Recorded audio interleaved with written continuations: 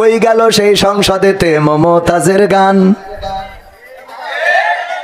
সংসদে মমতাজের গান এখন আছে? মনির খানের অঞ্জনা চলে যাওয়ার পরে ও যে কটা ক্যাসেট করেছে, একটা ক্যাসেটও বাদ দিয়েছে অঞ্জনার নাম ধরে গান গাতে। সব কটা গেয়েছে না? আসিফ তার প্রিয়াকে হারিয়ে ও প্রিয়া ও প্রিয়া তুমি কোথায় গেয়েছে না? গায় নাই? আবেদা জবেদা সবেদা যে যারে হারাইছে তার নাম ধরে গান গাইছে। মমতাজ আপারে এত সম্মান দিল, সে তার প্রিয় মানুষ হারাইতে রিক্সাওয়ালার কাছে যে বললো, ওরে ও রিক্সাওয়ালা তুই ধীরে ধীরে চালা, তোর সাথে বলবো আমার মনে কত জ্বালা। রিক্সাওয়ালার কাছে বলবে ওর প্রেমিক চলি গেছে তাই। অথচ যেই নেত্রী ওরে এমপি বানাইলো, ওরে সংসদে উঠাইলো, সংসদে গান গাওয়ার ব্যবস্থা করলো, এই নেত্রী চলে যাওয়ার পরে একটা কথাও বলে নাই। ফাইটটা যায়, বুকটা ফাইটটা যায়।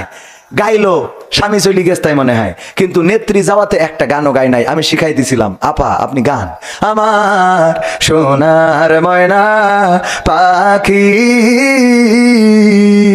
কোন বা দোষে দাদার কাছে গো,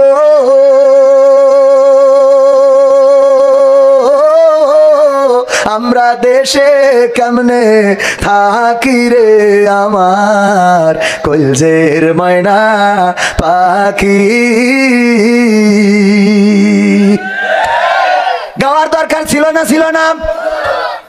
তবে গাচ্ছে না তা না, হয়তো গান গায়, কিন্তু সেই গানটা এমন এখন হয়েছে দেখেন সব আদালতে তুলতেছে, কেউ ভেন্সি কাটে।